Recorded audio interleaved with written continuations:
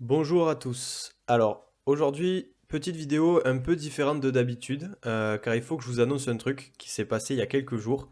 Et bon, avoir les résultats de cette action dans le futur, mais avant tout, j'aimerais en parler en priorité ici avec vous, pour vous présenter le projet et avoir votre avis, car on entend un peu tout et son contraire sur le sujet. Mais avant de passer à la suite, je vous invite à vous abonner à la chaîne et d'activer la cloche pour recevoir les notifications et les derniers contenus. C'est ce qui nous motive énormément à vous fournir des informations qualitatives de manière régulière autour des move to earn comme Genopet, mais aussi pourquoi pas comme aujourd'hui sur d'autres projets crypto et NFT si cela vous intéresse. Pour info, nous sommes aussi très actifs sur notre compte Instagram sharp.genoverse et on a ouvert une page Utip si vous souhaitez nous soutenir un petit peu tous les mois et recevoir des surprises exclusives. Beaucoup de projets sont à venir et on a hâte de vous les faire découvrir. Merci beaucoup et passons sans plus tarder au vif du sujet. Alors, il y a quelques jours, j'ai réalisé un petit achat d'impulsion, on va dire, et honnêtement, je ne pensais pas faire ce genre de choses en m'intéressant aux projets NFT et crypto, mais voilà, c'est fait. J'ai acheté un NFT à un prix relativement élevé, donc ça dépend pour qui, mais je trouve que ça reste une belle somme, sur la blockchain Solana. Et si vous connaissez un petit peu cette chaîne YouTube et le contenu que je propose, vous savez que je m'intéresse surtout au concept de move to earn, play to earn, ou en tout cas un domaine où il y a des NFT utilitaires. Sauf que là, deuxième action surprenante de ma part, c'est que le NFT que je viens d'acheter, ben, c'est pas du tout un NFT utilitaire en fait. C'est juste une image avec une certaine forme artistique, on peut dire, et on peut spéculer que sur l'historique de la collection associée et sur cette dimension artistique. Donc j'arrête le suspense et voici à l'écran le NFT que j'ai acheté pour 7,85 Solana, le Solpunk numéro 5542. Voilà, vous avez mon petit coup de cœur en direct sur ce personnage pixelisé. N'hésitez pas à me dire ce que vous en pensez en commentaire, je suis assez impatient d'avoir vos retours dessus. Donc, si vous vous intéressez un peu au monde des NFT, vous avez certainement noté la ressemblance avec la collection des CryptoPunks, qui est certainement la collection la plus connue aujourd'hui, parce que aussi une des plus anciennes et dont les prix les plus bas se comptent en plusieurs dizaines de milliers de dollars aujourd'hui. Sauf que là, on ne parle pas de CryptoPunk, qui sont basés sur la blockchain Ethereum, mais de Solpunk, qui sont sous la blockchain Solana. Donc vous pouvez vous en procurer sur des marketplaces comme Solanart ou Magic Eden, et je vous mets tous les liens en description. Du coup, cette collection, elle se positionne vraiment comme un hommage à la collection CryptoPunk, mais sur Solana. C'est d'ailleurs les 10 000 premiers NFT à avoir été mintés dans leur intégralité sur cette blockchain. Du coup, quand on parle des Solpunk dans la presse, bah, c'est toujours un peu ironique, un peu tranchant, en mode c'est les CryptoPunks de Wish, ils ont essayé de faire pareil mais ça ne prend pas, etc. Et ces articles, en fait, ils n'ont pas totalement tort jusqu'ici. Le floor price, il était autour de 5-6 Solana, donc c'est incomparable avec les CryptoPunks. Et ce qu'il faut comprendre aussi, c'est que cette collection super connue, elle a une histoire. C'est une des premières à avoir existé. Beaucoup découvrent les NFT avec ce projet et surtout il y a une communauté ultra soudée derrière. Les membres ont accès à des avantages, ils s'entraident sur pas mal de projets, enfin voilà. Et tu peux pas juste sortir des images pixelisées qui ressemblent au CryptoPunk et espérer un succès similaire si t'as pas tous les ingrédients que je viens de mentionner. Donc en soi, quand on regarde un peu les médias et les sources d'informations autour de la crypto et des NFT, on peut penser que les Solpunk, ben, c'est pas vraiment des pépites ou des bons plans. Alors, du coup, vous vous demandez certainement pourquoi j'ai fait ça et pourquoi je m'en suis acheté un à plusieurs centaines d'euros finalement.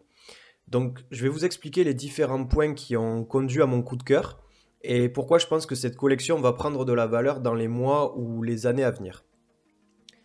Déjà, le premier point notable, c'est qu'il y a quand même une communauté soudée derrière, une DAO, c'est-à-dire une organisation autonome et décentralisée.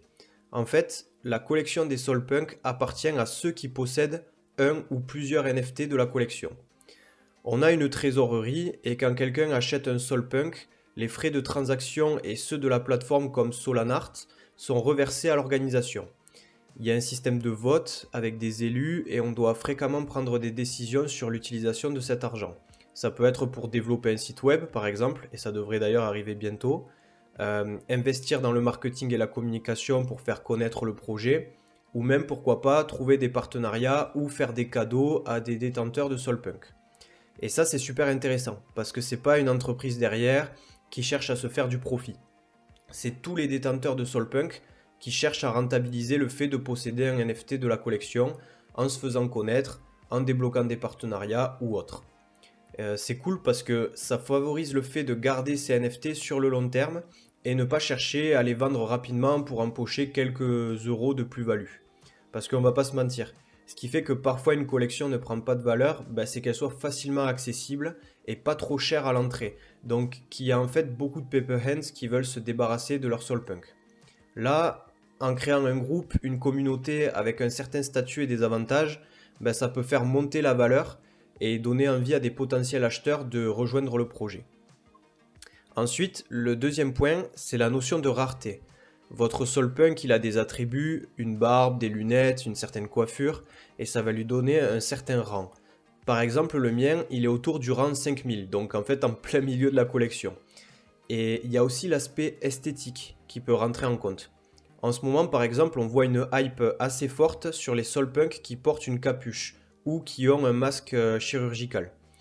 Donc c'est pas forcément les plus rares, parce que c'est des attributs qu'on peut retrouver plusieurs fois, mais voilà, les gens les recherchent. Le masque, on peut supposer que dans quelques années, ce sera un rappel de la crise Covid et donc que les Solpunk concernés gagneront beaucoup de valeur.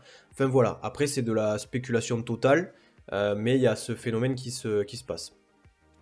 On voit du coup parfois passer des achats avec des sommes exorbitantes. Ici, vous avez le top 3 au moment où je tourne cette vidéo. Et c'est des Solpunk qui ont été vendus autour de 10 000 $, voire plus, hein. Et le troisième point, celui qui m'a fait craquer, j'avoue, et qui m'a convaincu d'acquérir le Solpunk, c'est que c'est une des rares collections de la blockchain Solana à être acceptée sur OpenSea dès avril 2022. Donc OpenSea, pour ceux qui ne connaissent pas, c'est la plus grande marketplace de NFT au monde et c'est justement sur elle que vous allez pouvoir retrouver des collections iconiques comme les CryptoPunk ou les Bored Apes. Et en fait, ils ont annoncé qu'une quarantaine de collections sur Solana allaient être hébergées sur leur plateforme, dont les Solpunk. Et dès que l'annonce a été faite, ça a été un truc de malade, vraiment. Les gens se sont précipités sur ces collections et il n'y a qu'à voir, les Solpunk qui stagnaient un peu en termes de volume de vente ont explosé et leur floor price avec. Et on comprend la logique, ça reste une collection de référence sur la blockchain Solana et dans quelques jours ils seront disponibles chez un géant comme OpenSea qui attire des milliers d'acheteurs potentiels chaque jour. Donc voilà, pour toutes ces raisons-là, je me suis décidé à acheter un Solpunk en espérant qu'il prenne de la valeur sur le moyen long terme ou en tout cas que faire partie de la communauté des holders m'apporte des avantages intéressants. Je précise d'ailleurs que je ne fais aucun conseil en investissement, je ne suis pas habilité à le faire et je vous expose seulement mon intérêt pour certains projets crypto et NFT.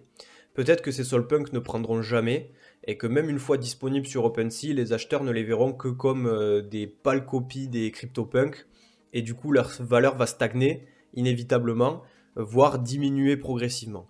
Donc ça, seul l'avenir nous le dira, mais en tout cas c'est la première fois que je fais un achat comme celui-ci dans le monde des NFT, vraiment sur un coup de tête, et ça m'intéresse beaucoup de savoir ce que vous en pensez. Peut-être que vous avez un Solpunk, peut-être que vous pensez que c'est une mauvaise idée, enfin voilà, ce serait super intéressant de pouvoir en discuter et débattre dans l'espace commentaire. C'est la fin de cette petite vidéo hors série NFT, j'espère qu'elle vous aura plu. Si c'est le cas, n'hésitez pas à liker et à partager et on se retrouve très bientôt pour de nouveaux contenus autour des cryptos et des play to earn. Salut!